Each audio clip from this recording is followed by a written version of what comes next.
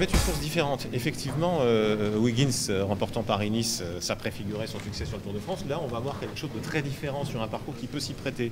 C'est-à-dire que moi, je suis curieux de voir ce que Philippe Gilbert, le champion du monde, ou ce que Thomas Voeckler, qui a annoncé qu'il voulait faire quelque chose de bien à Paris-Nice, je suis curieux de voir ce que ça va donner.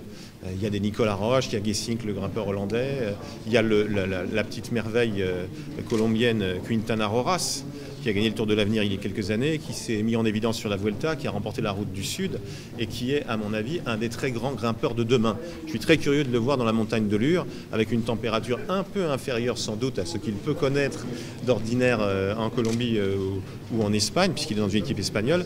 Mais je suis curieux de voir ça. Ça peut au contraire donner une sorte de feu d'artifice et j'en serais ravi. Avec toujours le suspense, encore une fois, la marque de fabrique de Paris-Nice, la course au soleil, c'est aussi une course qui se joue régulièrement à la dernière minute. C'est un système qui est en place en vérité depuis la fin des années 60, qui est le système dans lequel le cyclisme est organisé aujourd'hui.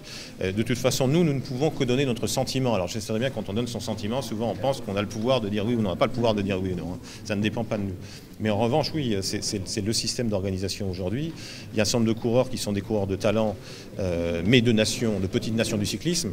Que fera un Boasson Hagen, que fera un Ushov, les Norvégiens, vainqueurs d'étape sur le Tour, ancien champion du monde pour Ushov, dans une petite équipe qui ne pourrait à l'évidence pas être une seule équipe du pays. Et par ailleurs, je ne sais pas combien il resterait de coureurs français au départ. Il y a au départ du Tour de France une trentaine de coureurs, en général au minimum, ça me semble bien. S'il y a des sélections nationales, il en restera 9, 18, je ne sais pas. Et 9 pour être à égalité avec les autres. Mais nous sommes attachés, oui, aux équipes de France.